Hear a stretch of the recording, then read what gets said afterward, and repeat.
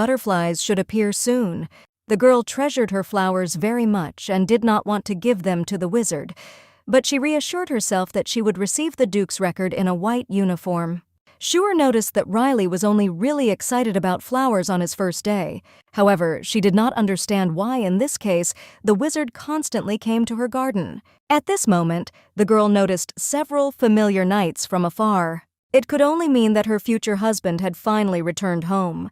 Therefore, our heroine rushed off and ran to meet her future husband. However, he met her with a very cold, unemotional expression on his face. However, the girl prepared for this feature of her Duke in advance.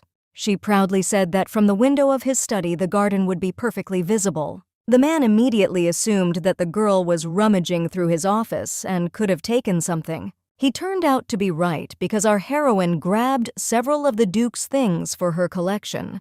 However, she calmed the guy down by taking only a chair and some furniture. Sure closed the Duke's eyes for a while to give him a little surprise. Even Knight John was very surprised at how many flowers grew in the north. The girl had already explained that she had planted the flowers that the Duke had given her. The man removed her hands from his eyes and said that he agreed to look at the garden. However, Schuer asked to see him through the window in his office. The Duke decided to listen to his future wife and went to change clothes. The flowers did not impress him. He was never particularly interested in the garden. He realized that the girl wanted to show off her flowers and remained the same as she was before the expedition. It only meant that only the man himself had changed. He often saw, heard, and lived in a world to which he attached no special importance. The man noticed that everything in his office was new and his family coat of arms hung everywhere. He didn't understand why the girl had ordered him to go into the office and wait for her signal. Suddenly, a loud scream rang out from outside. It was Schuer calling to Reynold from the direction of the street. The man looked out the window and saw the girl actively waving her hands at him. He thought that in this way the girl was begging him for a new dress for herself. However, she said that he was mistaken, and you need to look at the whole picture. The heroine was tired of hinting to him and directly told the Duke to look at the entire landscape. Only then did Reynold look away from her face and look at the flower meadow beneath his window. The girl had fun and danced in a huge heart that she made from the planted flowers. At this moment, the Duke's own heart pounded faster. Something excited him. The girl even added that she wanted to put a statue of the Duke in the center and put a flower crown on it. However, she would not mind at all if the man did it himself. However, the Duke replied that the girl could do whatever she wanted anyway. He took a deep breath and laughed, seeing the world so colorful for the first time in a long time. Soon the day of departure for the center came. Riley and John came to see off the Duke and Duchess. The wizard joked that he looked small because they used the law banning child labor to their advantage. However, the Duke said that the wizard is trying to pretend to be small and manipulate those around him. In any case, Riley wished the future spouses a good time and rest. After that, the door to their carriage creaked shut and the carriage moved forward. The girl was wondering if there was a place in the center where she could find historical information about the Duke's family. She explained that this would help her get to know her future husband better. She also asked that Reynold show her his childhood portrait at least once a year. However, she noticed that she could find the necessary information in the central library. Initially, the Blaine clan was in the center. However, due to expeditions, most of the clan moved north when they gained independence by agreement. After that, our heroine asked the Grand Duke to take her hand. She promised that this would help her cope with all the adversities of this world. The Duke decided to fulfill her request that the girl stop talking constantly and leave him behind. He held out his hand to her and allowed her to grasp her hand tightly. The palm of our heroine seemed very small against the background of the large palm of her future husband. Schuer knew that by this point, Irina must have already been engaged to the crown prince. There was a period in the Netri family when none of the daughters had yet blossomed, while Irina received many proposals from suitors. Everyone wanted to get the fame of their family and the great family of swordsmen. No one knew that the girl would become the heiress, so she proposed to the prince herself. She asked the prince to betroth her for 2 years, and she promised to demonstrate the energy of the sword during this time and make the empire so strong that no one would touch her. The first meeting between Irina and Duke Reynold once began with a handshake. That was why the girl wondered if the Duke felt anything special at this moment. However, she was upset that nothing happened, and she would not be able to replace the main character. However, Shuer still didn't understand why her sister was so sure that she would blossom in 2 years. It is unlikely that the power should have been transferred to her while the eldest daughter of the family was alive. The future spouses arrived at the center, and the girl immediately noticed that it was significantly different from the north. As soon as they got out of the carriage, a young man came up to them and greeted the family. Our heroine immediately realized that it was time for the first meeting with the prince. It was Simon Vermouth, the novel's protagonist, the crown prince of the empire who was chosen by Irina and loved by the original Shuer. The prince explained that he had not been warned at all that the duke would not come alone. Reynald immediately introduced his future wife to all those present.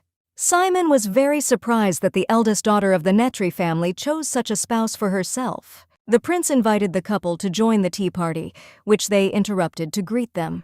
The heroine did not understand why the prince behaved as if he was seeing her for the first time, although in the original he knew about her feelings. The duke wanted to give up the tea party, but the prince noticed that the marquis's daughter was on it.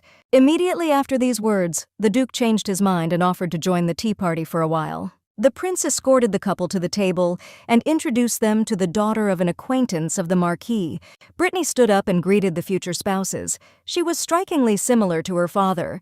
After that, the prince wanted to introduce another girl, but she decided to do it on her own. She turned out to be the second commander of the Imperial Knights, Shuer's sister, Irina Netri. Duke Reynald gently helped his bride to sit down at the table and pulled up a chair behind her. Our heroine was surprised that the prince did not know that she had been separated from her family. She noticed that Simon didn't care at all, but her sister looked uncomfortable. The prince wanted to talk about the duke's recent expedition, but he didn't know if it would be appropriate. He suggested that Irina step away and discuss the affairs of the swordsmen separately, but the girl wanted to continue the conversation at the table. Our heroine hoped that they would still stay at the table and not leave them. However, the prince was very persistent, so Irina had to obey and get up from the table. Shuer immediately asked her future husband not to touch anyone with his hands until he gave her a wedding ring. The man noticed that the girl promised not to forbid him anything, but now suddenly contradicts her own words. The heroine noticed that the duke had only recently taken her hand for the first time, so she would be jealous. She blackmailed him that she would start calling him a kitten in public and would embarrass him. After that, the girl immediately apologized to everyone present for being distracted by personal conversations. The prince admitted that he was very pleased to see the duke and duchess together. Our heroine looked at her husband, hoping that nothing terrible would happen. At this point, Brittany said that she had come to tea at the instruction of her father. The girl noticed that she was the one who gave the branch to Camellia because she thought it would be romantic. She also asked our heroine why she fell in love with Grand Duke Reynald. Without a moment's hesitation, Shuer replied that she loved him for his cool side. Brittany was surprised at how many laudatory things the girl could say about her future husband. She told such little things that no one would ever pay attention to. However, the heroine added that there are secret things that are known only to her. For example, that his 13th eyelash is a little longer than all the others.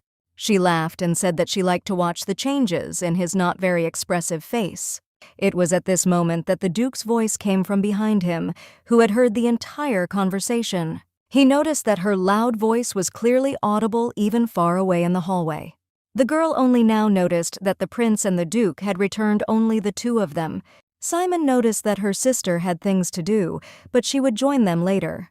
The girl was very angry that they had barely found a way to come, and the prince wanted to take the duke for himself. However, it turned out that he was just joking and had no intention of forcing him to separate from his fiancée. Reynald noticed how quickly his future wife's expression changed after these words. The prince noticed that everyone was expecting the Blaine family to arrive, but he didn't dare delay them. In her mind, Shuer thanked the prince for being able to participate in such an exciting and fun preparation for the banquet. In fact, the girl was glad that they were given one guest room for two. The duke remarked that he sometimes had the impression that he was just her dress-up doll. The man said that he likes to wear gloves because they are important to the swordsman and help avoid unnecessary cuts. He also hoped that this habit of his would not cause discomfort to his fiancée by accident, but the girl really liked the way her future husband took care of himself and others. She was worried when she first arrived at the center, but now she will try to enjoy this day. The heroine suddenly smiled slyly and asked if she would be able to see the Duke's sleeping face. However, the man did not have time to answer because they approached the hall and had to introduce themselves to everyone present. The girl noticed that she had been excommunicated from her family and was supposed to be introduced only by her first name, but she was given the old surname Netri. She immediately realized that this was done intentionally, and the reason was obvious. The exiled daughter of the Southern Netri family has returned as the Grand Duchess of the North Blaine. Some families may get angry if such a position is taken by a girl without a surname. Even now, people were already discussing the fact that until recently, the heroine imitated her sister and flirted with other men and ended up marrying the Duke. The girl would have been happy to receive the surname Blaine, but the banquet was arranged a day before the approval of the marriage certificate. Therefore, our heroine was worried that everyone could consider her a liar. However, the Duke did not believe the rumors at all and relied only on what he saw with his own eyes. These words made our heroine very happy and calmed down, who was very worried about this. Sure noticed that some people look at them from time to time. The heroine suggested that they could not greet the Duke because of her presence. They were clearly trained knights and old acquaintances of her future husband Reynald. At that moment, they were approached by her younger sister Irina, who introduced herself as the second commander of the Imperial Knights. Schuer did not understand at all why her own sister was reintroducing herself to her. Irina said her father was concerned that she had to marry without a dowry. The heroine only laughed because the family drove her away empty-handed, and now she herself raises this issue. Irina was surprised that her older sister still had some kind of dowry. In fact, our heroine did not mean money, but a rooster that she brought with her. Irina knew full well that her sister was lying and was going to tell the Duke about it. However, at this moment, the eldest interrupted her and said that the Duke could not stay by her side all the time, but chat with his acquaintances. After that, the man began to look around and look for the one she was talking about. Not far away, he noticed several knights who were looking at him with admiration. They were his old acquaintances from the royal guard, so the Duke did not mind talking to them. He apologized to his wife and her sister and went to the knights. Irina thought that her older sister had a one-sided love, but it didn't look like that at all. The girl thought to herself that she was in a rather strange situation. Schuer said that her husband was very handsome but asked him not to stare at him. Irina didn't understand why her sister said this, so she asked her to speak directly. She said she was engaged to Prince Simon, after which Schuer advised her not to come north. Irina wondered why her sister had married the Duke, since she had not been interested in the north before. However, my sister only said that true love always comes unexpectedly. The Duke communicated with his knight acquaintances but still watched his wife from afar. Schuer noticed this and sent him a sweetheart with her hands as a sign of her great love. Irina asked her sister to behave normally, as she still represents the Netris family. But our heroine wanted to off her younger sister, so she said that this was just a manifestation of love. Then Irina threatened that everything would end for her by leaving for the north, when she herself would stay in the center. After that, the girl turned around and went back to her company. She looked so angry that the subordinates even began to ask the girl if she was okay. At this time, Lady Brittany approached our heroine, accompanied by several girls. Schuer was insanely happy to see at least one familiar face at this event. The girls noticed from afar that the younger sister was very disrespectful to the future Grand Duchess of the North. Brittany couldn't even believe that they believed the rumors about her good character. Schuer suggested that we forget about this oversight and asked to introduce new ladies to her. The first was the Duchess of the Central Region, Angela, who became interested in the girl after her father's story. Schuer was surprised that stories about her were already circulating in the Central District. However, everything became clear after the girl told her maiden name. In fact, she turned out to be the daughter of a baron who had attended a meeting recently. The heroine noticed that the girl looks too young to get married and already have a teenage son. The next was the daughter of the Count of the Central District, a sweet girl, Sally. Angela revealed in confidence that they had recently received an invitation from the Netris family. It was as if Irina was trying to gather all the nobles of the capital around her. She received an offer from the prince and in return promised to unite the nobles of the center, which were divided into 4 categories. The former supported the Netri family, the latter were trained in the Blaine style but lived in the capital. Supporters of Crown Prince Simon himself went into the third category, and the fourth consisted of neutrals who did not support the previous three groups. But in reality, the neutrals did not support the influence of the Blaine family in the center, which remained even after the independence of the North. That was why the latter category of people was the perfect prey for Irina. An invitation to meetings is a way of recruitment, one of the stages of full-fledged isolation of the North. Judging by the rumors, His Highness Simon was also supposed to attend. Angela remarked that the imperial family has always tried to remain neutral, but Lady Irina's engagement is troubling. She began to say something else about His Highness Simon, but suddenly stopped. In fact, Prince Simon himself at this moment approached the girls to greet them. He apologized for interfering so rudely in their conversation and frightening the girls. In fact, he wanted to talk to the Grand Duke, but he was too busy. That was why he wanted to tell something about the Duke to his wife. In the original novel, the prince was a man